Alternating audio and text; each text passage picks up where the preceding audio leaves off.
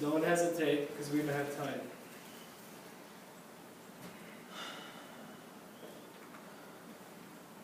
I don't want to call on anyone, so...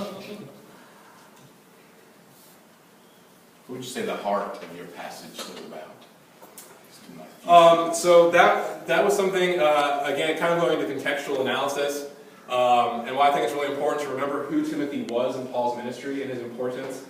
I think it certainly can be argued, reads in Corinthians, where Paul says to kind of reassure Timothy, but we should remember that Timothy is going to know these things, proper doctrine already. So the fact that Paul is continually exhorting Timothy to teach these things should tell us that this is something that we really need to stand guard against. And obviously with his harsh language, we should be on guard and aware of the temptations and the real urgency of these issues, that this is a very serious matter, and that false teaching and doctrine isn't something that we can just ignore or pretend doesn't exist, or pretend that we can't fall into that, because it's something that we can very easily fall into.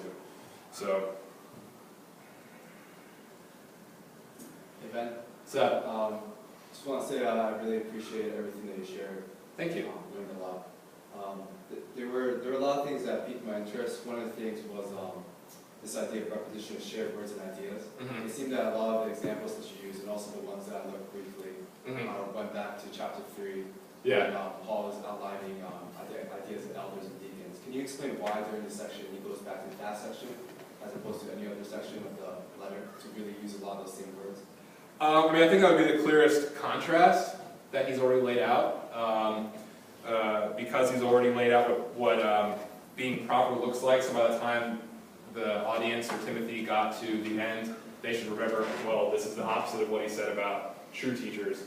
And so I think that would probably be the clearest reason why. And I also think it's because if false teachers and true gospel teachers are really opposites, then the idea is going to be very similar, where in one you're going to say be these, and the other one you're going to say not be these, right? So you're going to have very similar ideas and words being used. So that would be my... Just to affirm you, I'm doing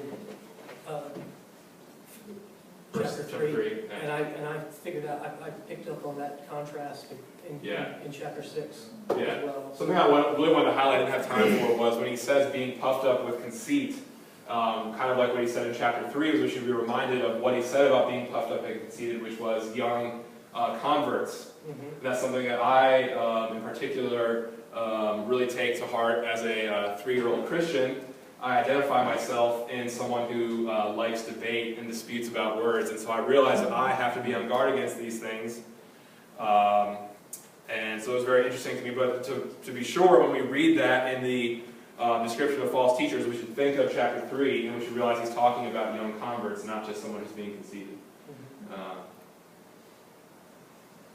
So it sounds like you do believe that Paul never really leaves the topic of false teachers, but it's... No. Good, I brainwashed you. I don't think the letter makes sense if you read it any other way. Like, I don't think it makes sense that a random exposition on widows would fit unless you read that as opposition to their teaching to abstain from marriage. And then when he exhorts, them to get married, so everything should play into their false teaching. Otherwise, I don't think it makes sense. How did your analysis compare to the commentaries you read? So I was actually surprised to see a couple of Reformed commentaries who took 2b to only be referring to the teachings on slaves and their masters. I was actually very surprised to see that. I think it's very clear if you just take out the headings and the verses. I think it's very clear, especially just given the repetition of the phrase in verse 4:11 and largely the repetition in verse 1:3. So I was actually very surprised to see that difference. Do you feel like we can interact with the commentaries more critically?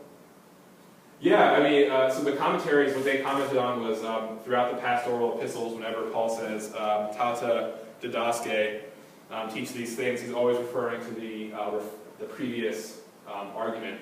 And while I agree with that to an extent, I don't think it should be narrowed to just the immediate preceding context. if it's a repeated idea. So the fact that, reading those commentaries and reading their interaction with the Greek and coming out and saying, no, I disagree with that, I felt very confident in that, and I didn't feel like ashamed or, like I should change my mind or something. Good, that's probably the main point of this course, that you're not unduly dependent on the commentaries. Good. Anything else? No.